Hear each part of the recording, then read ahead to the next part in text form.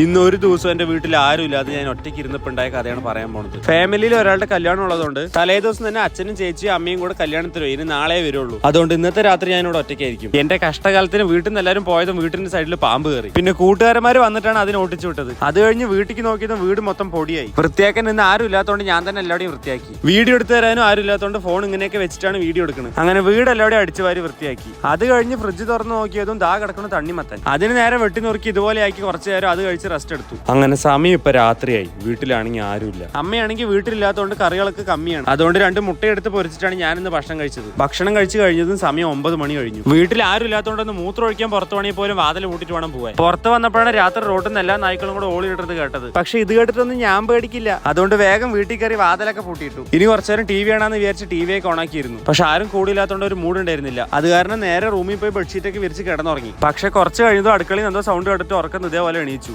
എന്തരപ്പ sound കൊണ്ട് പയ്യെ torch ഓടിച്ച് പോയി നോക്കിയപ്പോ കണ്ടത് ഏതോ ഒരു വൃത്തിയായിട്ട പൂച്ച പാത്രമൊക്കെ തള്ളിയിട്ട് പോയിരിക്കുന്നു. പേടിക്കുക ഇനി വേറെ എവിടേക്കും പോകേണ്ടി വന്നില്ല. അതുകൊണ്ട് ഇനി എന്നെ ആരും വിളിച്ചാലും എണീക്കില്ല. അതുകൊണ്ട് ഒറ്റ ഉറക്കം ഉറങ്ങി. അപ്പൊ ഇനി അടുത്ത വീഡിയോയിൽ കാണാം.